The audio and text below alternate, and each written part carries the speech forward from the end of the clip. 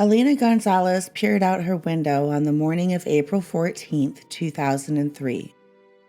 The remnants of a spring storm lingered over the city, and she didn't expect to see much of the sun that day. But the rain finally stopped, and Elena remained in high spirits despite the chilly air and gloomy sky, mainly because her twin sister and niece were in town for a visit. Her sister had driven up to Richmond from Las Vegas a few days before, and the women had a plan to spend the afternoon with their father. All three members of the Gonzalez family were animal lovers, and with Elena and her father's 2 dogs and the pooch her sister brought along from Vegas, they had 5 dogs between them that day, making Point Isabel the ideal location for a family reunion. The reclaimed landfill at Point Isabel has been transformed into the largest off-leash urban dog park in the country. The East Bay Regional Parks Department maintains trails, beaches, and facilities for the dogs to run, play, and swim without the restriction of a leash. But that independence has gruesome repercussions from time to time as the dogs encounter the occasional animal carcass on the shoreline, a foul caution implanted in Elena's mind after previous visits. When she and her family arrived at the trail, they let all 5 dogs loose, but the animals stayed close, and Elena never let them out of her sight, fearing they might find and feed on dead fish or crabs. They walked for a bit when the dogs took an interest in a pair of golden retrievers playing fetch on the beach. The Gonzalez family mingled with the owner a bit and tossed toys into the water for the retrievers, until Elena noticed 2 of her dogs stray back up the embankment. She followed them back up the small hill and north on the trail, but after just a few yards, both dogs cut back down to the water. They'd come to a sudden halt on the marsh, and as Elena made a move to collect them, she realized why they'd stopped. Both dogs had their eyes fixed on a much larger dog standing on the shore. It was awkwardly positioned on the massive chunks of concrete and rubble forming the breakwater, and it was immediately clear to Elena that the animal was eating something. From where she stood, it appeared to be feeding on the corpse of a large waterlogged seal, but there was no owner in sight, and her first instinct was to shoo the dog away.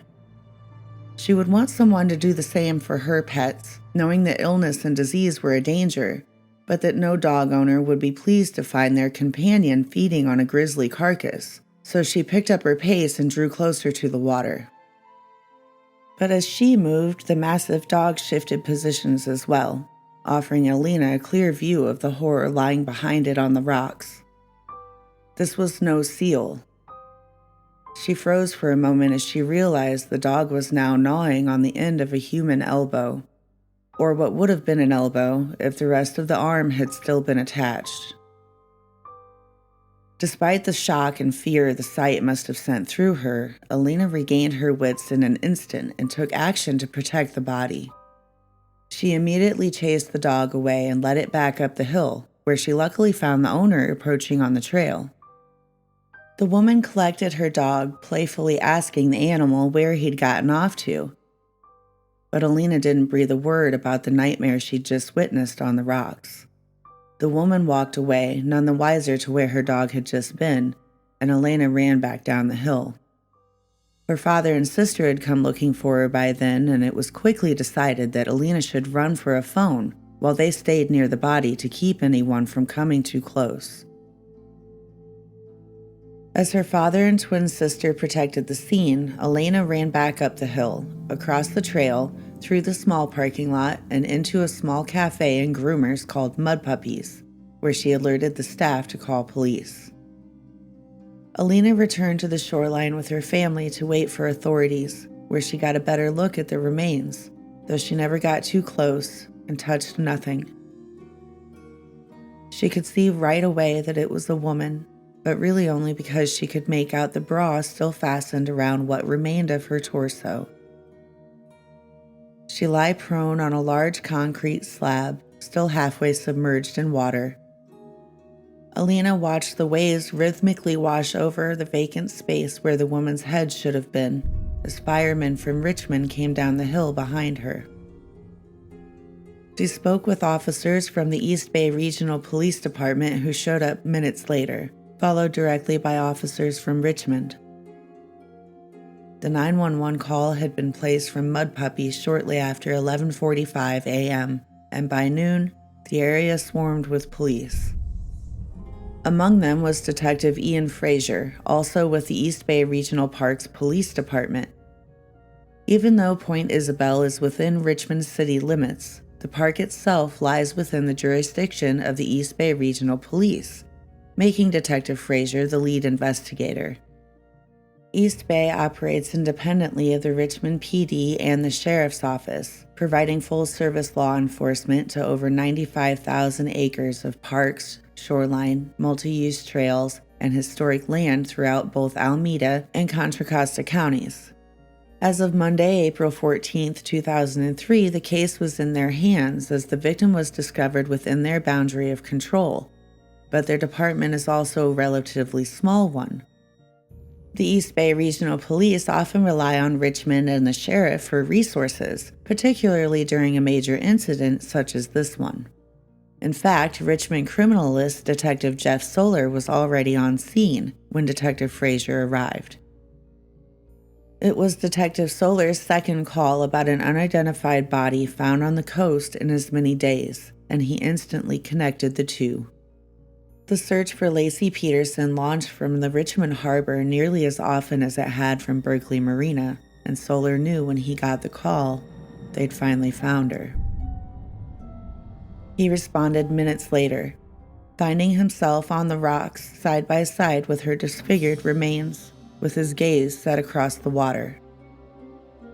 Less than a mile to the northwest lay the mudflat where Solar suspected he'd found her son the night before.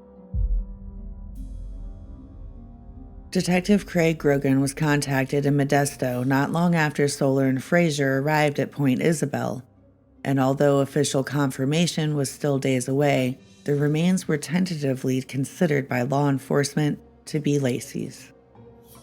While Grogan himself couldn't travel to the coast, he wasted no time in sending several colleagues to the scene in Richmond, and he requested Dr. Brian Peterson to perform the autopsy soon after. He called Dr. Peterson personally, not only to ask if he would examine Laci, but to ask permission for one of his men to attend. Detectives Phil Owen and Henry Dodge Hendy arrived with Lieutenant Joe Aja, Sergeant Alan Carter, and investigator Kevin Bertolato at Point Isabel in the early afternoon. And though the officers from Modesto were welcomed by the East Bay Regional Police, as well as the Richmond PD, they were present at the scene strictly as observers. Detectives Solar and Fraser worked with officers from Richmond and East Bay to process evidence from the scene, where several intriguing items were collected from both Laci's body and the surrounding area, including pubic hairs, duct tape, and a pair of women's panties. But they also found a large plastic pallet bag that reeked of death and an old t-shirt that a cadaver dog alerted to as well. The water and coastline were continuously searched and monitored for months after her body was found, in hopes that the bay might offer up more. But officers spanning all departments involved were disappointed when the effort failed to produce the evidence they desired most: the missing pieces of Laci's body. Deputy Coroner Leo Martin arrived at Point Isabel at 4:45 p.m., just as the tide pulled the final remnants of dark water from her remains. The timing of the low tide offered Martin a relatively dry space on the rocky beach for the crisp white sheet he wrapped her in. Several officers at the scene stopped what they were doing to help Martin place Laci into a body bag and carry her up the embankment. But her position on the rocks was carefully documented before they moved her. Laci's body was face down on rock number 13 in the diagram shown. Her torso was pushed snugly against rock 14, and her left leg was wedged in the crevice formed by rocks 9, 13, and 14. The large white area just below rock 14 is the right side of Laci's hip and bottom, and what survived of her right leg extends down the front of rock number 9. Her rib cage rests in the dark area just below rock number 15, and the long white streak on top of rock number 17 is either the remnant of Laci's extended left arm or the exposed bone of her spinal column. Some still question exactly how long her body lay there before Alina found her, but authorities concluded she had washed ashore with the high tide at 10:30 a.m., just an hour and 15 minutes before the 911 call was made. While Laci was placed in the coroner's van at 5:30, a host of officers stayed behind for several more hours to process the scene, examining the park and shoreline for evidence until well after sundown. One such officer was Timothy Phillips with the East Bay Regional Police. Officer Phillips had already been on the scene for nearly 5 hours when Deputy Martin collected Laci from the shore, and he'd spent most of that time examining the rocks and debris in the area where she was found. Once she'd been transported to the pathologist, Phillips assisted Detective Frazier in collecting 2 pieces of tattered fabric and a pair of women's panties found within yards of her body. Frazier made the obvious call to preserve the items, though none of the 3 would offer any help to the case.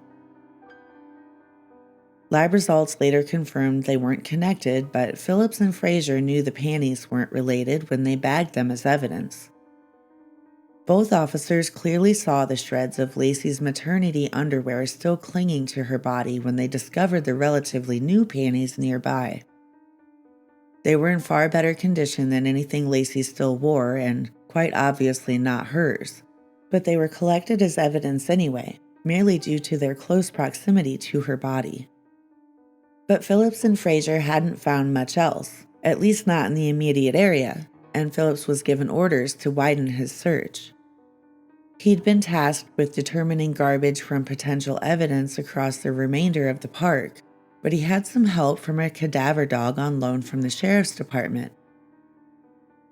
He'd been assigned to canvass the park with handler Christine Crawford, as the dog searched for dead scent among the innumerable bits of rubbish scattered throughout the park. It seemed a daunting task to undertake the 23-acre search as evening approached, but it wasn't long before the dog alerted on an old t-shirt. It was found on the shoreline roughly 500 feet or 150 meters north of the scene, just south of the inlet to Hoffman Channel. But Phillips made the decision not to collect the weathered white t-shirt even after the signal from the dog, and he didn't photograph it or mark its location before moving on. In contrast to the relatively new panties collected near Laci's remains, Phillips determined the shirt was too old and tattered to be related and left it lie there on the rocks as he continued searching along the southern bank of the channel. Hoffman Channel runs east to west through the breadth of the park, and Phillips and Crawford were still carefully moving along the rocks of the canal around 8:30 that evening when a woman approached, interrupting their search. The woman was walking the trail when she found a plastic bag by the water, and something about it told her it could be important. She wanted Officer Phillips to investigate it right away and asked him to follow her up the coast. It wasn't far, just a few hundred feet north of the inlet, but Phillips had his orders and told the woman it would have to wait until he walked the rest of the park. But she grew tired of waiting and was gone by the time he and Crawford finished their canvass. Without another alert from the dog, Phillips walked up the shoreline to find the bag the woman described. The large blue lettering made it easy to spot, even in the dark, although from a distance it appeared to be another piece of unremarkable trash, until Phillips noticed a length of duct tape stuck to its side. He instantly recalled the strip of duct tape dangling down Laci's mangled right leg and immediately decided to collect the bag. But as he worked to carefully free the thick plastic from the rocks, he noticed the smell. The odor was distinct and not entirely unfamiliar to Phillips. In fact, he recognized it right away. The bag smelled nearly identical to Laci's remains. He'd worked next to her body for several hours that afternoon, and the stench was indescribable for him, but it was unmistakable as well. He set off to report to Sergeant Iverson and arranged for the cadaver dog to inspect the bag, but the dog never alerted. It's not clear if Iverson knew the dog didn't signal when he ordered the immediate transport of the bag to the coroner's office. It's also not specified whether Sergeant Iverson knew Officer Phillips disregarded the only item in the park the cadaver dog did alert to: the weathered white t-shirt found even closer to the scene. The discovery of the malodorous bag didn't change Phillips' decision not to document or collect the t-shirt as evidence, and when he set out to deliver the bag to the coroner's office, he ran into some obstacles. It was too big to wrap up or place into an evidence bag, and with his personal vehicle the only one available at the scene, he was met with a bit of a challenge. But he had his orders, so Phillips improvised. He loaded it into the back of his Ford Expedition, unwrapped, unprotected, and still emanating the putrid odor of death throughout the drive to the coroner's office. He pulled up there with the bag in the back of his SUV and made several comments about the lingering smell to the officers gathered there as he spread it out on the driveway to be photographed. We'll cover more details about the bag and the inconsistent testimony from Phillips and his colleagues as we cover the trial in an upcoming episode. But at least two of the men within earshot of Phillips that day were Modesto detectives Phil Owen and Henry Dodge Hendy. They were far from alone as they discussed what they'd just witnessed in Dr. Peterson's autopsy suite. Detective Owen was led into the exam room as an observer for Modesto just after 6 p.m., along with a dozen other personnel sent from East Bay, Richmond, and the county sheriff to do the same. Dr. Peterson was already present, along with his assistant Sandy Jagoda and criminalist John Nelson. Laci was in a body bag on a gurney in the center of the room as Dr. Peterson quickly dictated his notes to Sandy concerning the x-rays. He nudged the gurney snug against the metal table and began locking the wheels as he spoke. There'd been some visible injury to 3 of Laci's ribs and her scapula, but the doctors saw no indication they'd been damaged by a weapon. Otherwise, Dr. Peterson indicated nothing remarkable on the x-ray films, aside from a cluster of white spots he later determined to be mineral deposits. He locked the final wheel on the gurney and checked the clock, asking Sandy to mark the time at 6:30 p.m. And because Laci was still technically a Jane Doe, she confirmed the tag number as Dr. Peterson unzipped the bag. He was immediately struck by the wide range of post-mortem change present in Laci's body and anticipated a challenge right away, but he was also surprised to see she'd been collected in the prone position as he transferred her to the exam table. It's unusual for a patient to be transported face down, but Dr. Peterson used the opportunity to examine Laci's bra and unfasten it before turning her over. Articles of clothing often have to be cut off during an autopsy. However, it's preferable to undress a patient in the customary way, whenever possible. The bra remained intact and secured in the normal position around her torso, and after Nelson noted the Bali brand and the size 36C from the tag, Dr. Peterson unfastened the 2 hook and eye closures. He began every autopsy face-to-face with his patient, and once the bra was removed, he turned Laci onto her back. Starting an exam from the front allowed him easier access to the abdomen, chest, and brain, the 3 regions of the body where he would typically spend the most time. But Laci's remains were so horribly maimed, there wasn't much left for the doctor to examine. It was gruesomely obvious before she was turned that her vital organs were no longer present in either the chest or abdominal cavity. Her upper body was essentially skeletal, and Dr. Peterson could see the spine through the ribcage. Not one of her limbs remained whole, and Laci's head was missing entirely, along with most of the vertebrae in her neck.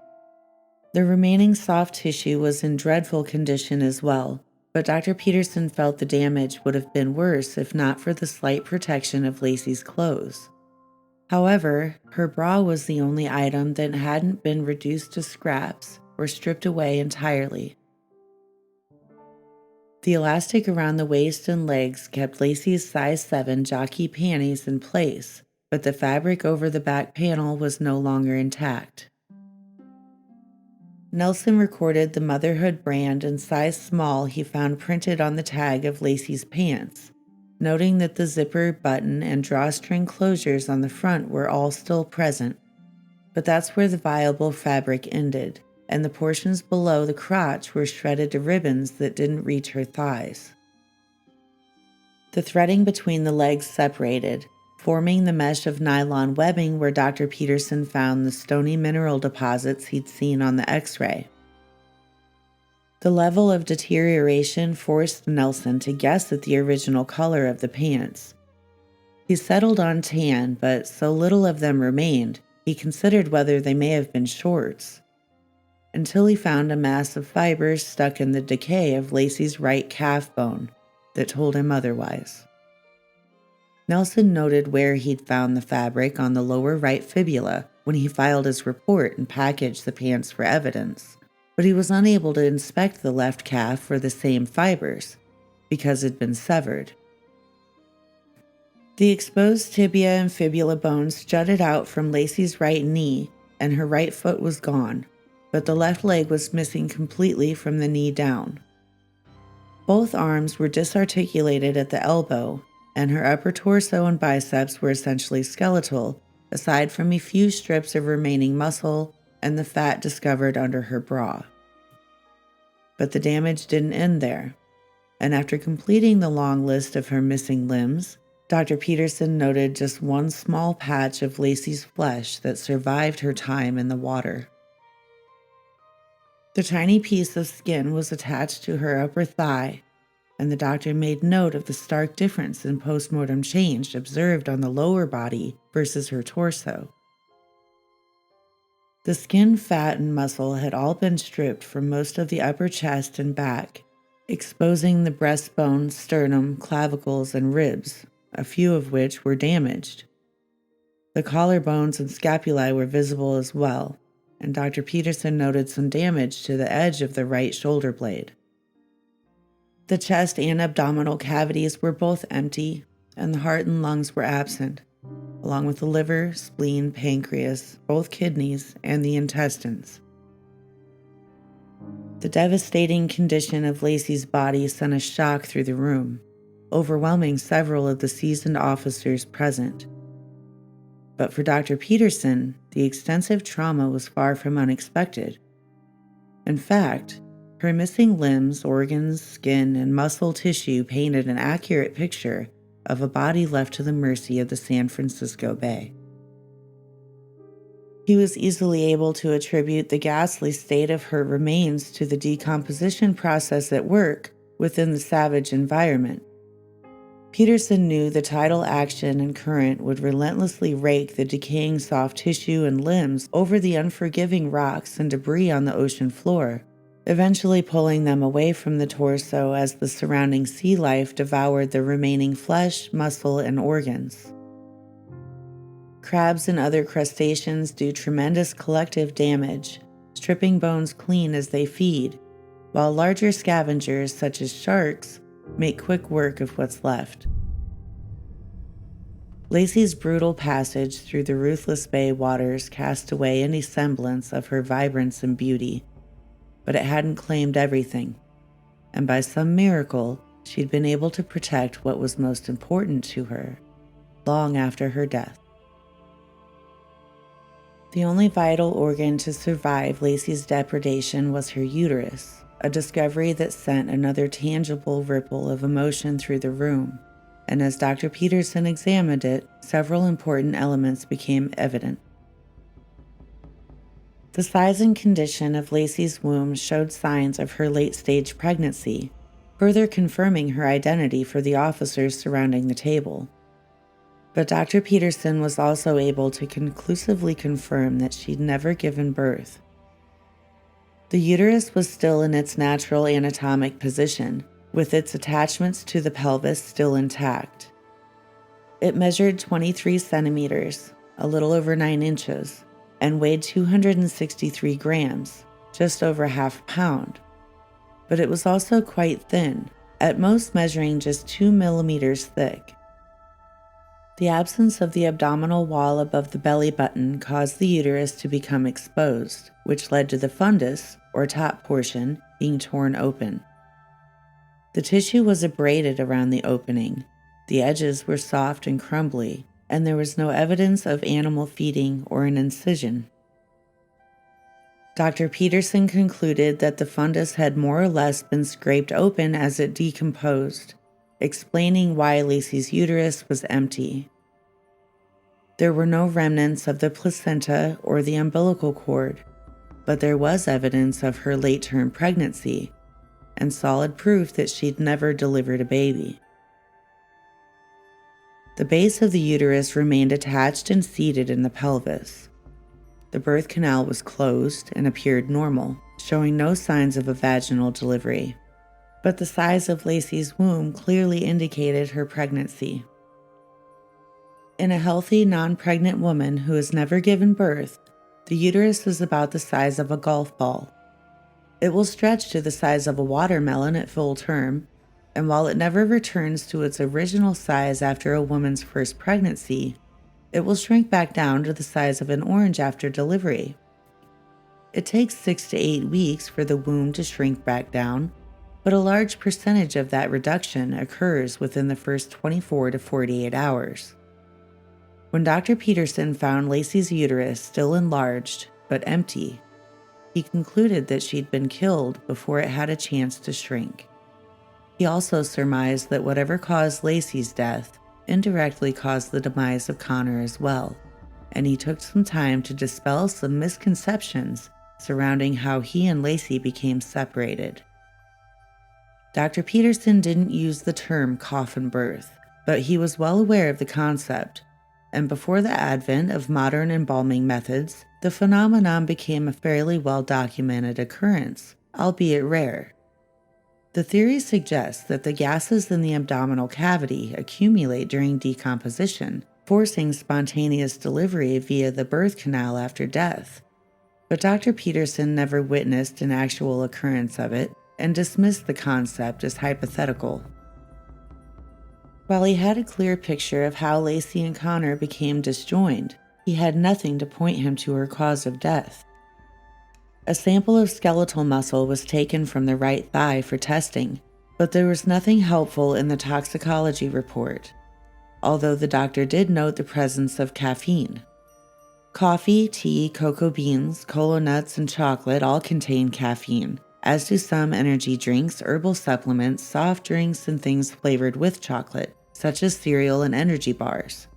Dr. Peterson didn't know how long caffeine remains in the skeletal tissue, but did note that it stays in the system longer during pregnancy, particularly throughout the third trimester.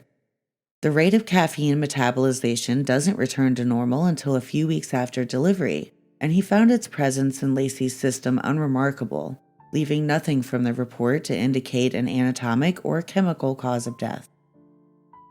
Laci could have been strangled, stabbed in the chest, or hit in the head with a pipe.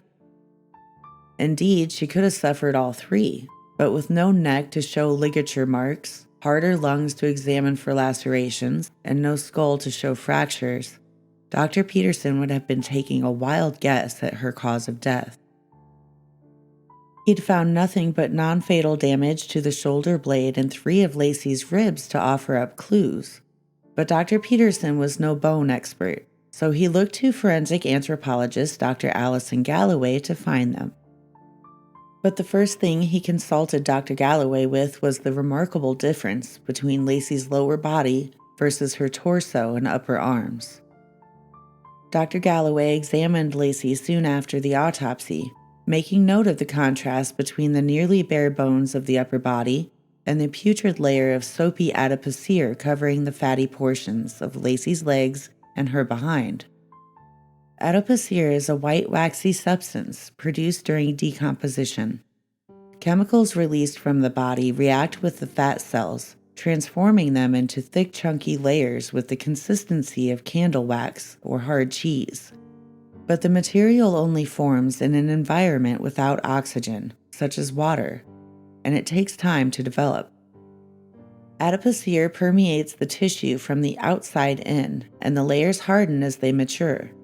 By observing the prevalence, consistency, and depth of the adipocere, Dr. Galloway gave an estimation of Laci's time in the water, narrowing it down to somewhere between 3 and 6 months. But she'd also taken a closer look at Laci's disarticulated limbs and the damage to her shoulder blade and ribs. She concurred with Dr. Peterson's findings concerning the lack of tool marks on the joints of the missing bones, noting that the edges were smooth and that great skill would be required to remove the extremities without leaving evidence of it. She and Dr. Peterson also agreed that the disarticulation of Laci's limbs and head had all been due to the months she'd spent in the bay.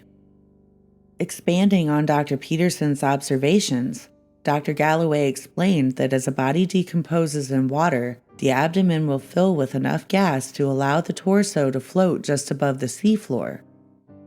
But the head and outer extremities hang down to drag over the rocks and debris.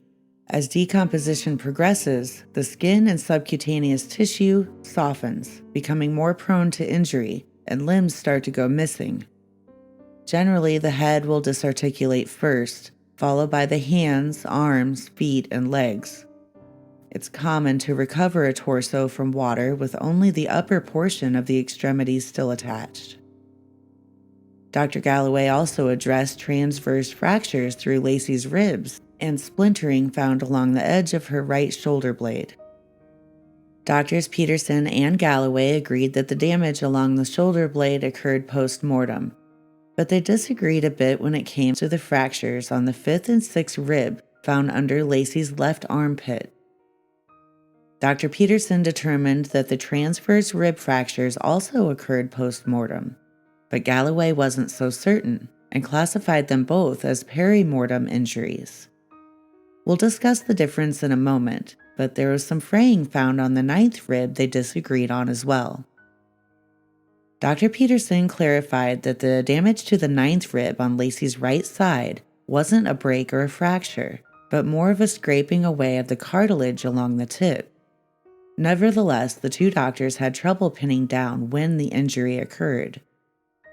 Galloway classified the cartilage damage as post-mortem, while Peterson labeled it as peri-mortem. It should be noted that either doctor recorded obvious signs that any of Laci's injuries were inflicted while she was still alive. But as we'll see from the following explanation by Dr. Galloway, the area between post and peri-mortem is a rather gray one. Quote, "Post and peri to a forensic anthropologist is a relatively long period of time. It includes the time prior to the person's death, when we don't see any healing, and skeletal healing will take a couple weeks to show up on the bone. So, for that period before the person dies, we would still see it as a peri-mortem injury.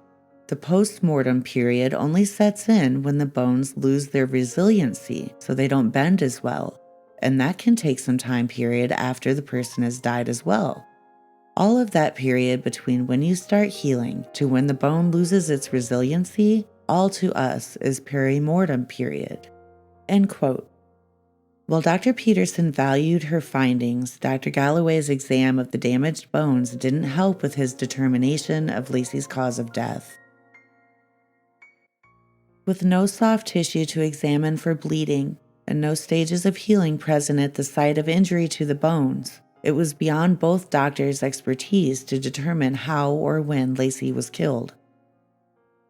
But while Dr. Peterson documented her condition, criminalist John Nelson worked by his side collecting physical evidence found on her body. If they couldn't help with the cause or time of death, maybe they could find a forensic connection to her killer. Nelson spent the beginning of the autopsy marking and packaging Laci's clothes into evidence, labeling her bra, panties, and pants. But before the maternity pants were removed, he'd carefully detached a long strip of duct tape from the waistband. The length of tape was 15 inches or 38 centimeters long, and it's not clear if it was stuck by the adhesive or caught in the fabric of her pants, but it wasn't attached at any other point aside from the waist, and hung freely down Laci's right thigh. Nelson placed the tape into an evidence envelope to be transported to the lab for trace evidence and fingerprint collection. He recovered a small piece of red plastic from the chest area and 2 pieces of plant material as well, one found on the left leg and the other inside the right cup of Laci's bra. They had all been sent to the lab along with the tape, and while the plastic and the plant material found was quickly deemed to be irrelevant and no prints could be pulled from the tape, it did produce some interesting trace evidence in the form of hair and fibers. Nelson found hairs stuck to her body as well, and each one was analyzed and compared to samples from Laci and her husband Scott. A total of 12 hairs and 6 fibers were collected between Laci's body and the duct tape attached to her. 4 hairs were found on the body itself, and 8 hairs were found stuck to the duct tape, but nearly all of them were confirmed to have come from an animal. Only 2 of the hairs found were actually human, one from the body and one from the tape. Both were classified as pubic hair, and each one was inspected and compared with samples previously obtained from Scott and Laci. It was determined at the lab that neither of them came from Scott, and he was excluded as the donor. Both hairs had similar characteristics to Laci's sample, and the assumption was made that they were likely hers, but no further testing or comparisons were ever made to confirm. Although the pubic hair found on Laci's body was the only one with the root attached, both hairs could have been tested for mitochondrial DNA to verify Laci was the donor, but they never were. All the evidence listed above would find its way in front of a jury the following year, along with everything gathered from the park, and Dr. Peterson would explain his reasoning for listing Laci's cause of death as undetermined when he took the stand. But her parents, Dennis and Sharon Rocha, would speak to the jury as well, recollecting the day they were notified about the bodies recovered from Richmond and their devastation as they provided DNA samples to identify them. Deputy Coroner Martin was sent to the lab with Laci's right tibia and a sample of skeletal muscle from deep within her right thigh for DNA comparison during the autopsy, and Laci and Connor Peterson were officially identified on Thursday, April 17, 2003. But the coroner contacted Detective Craig Grogan to make the death notification when the results came back, because he had Laci and Connor's next of kin in his back seat, handcuffed and officially charged with their murder.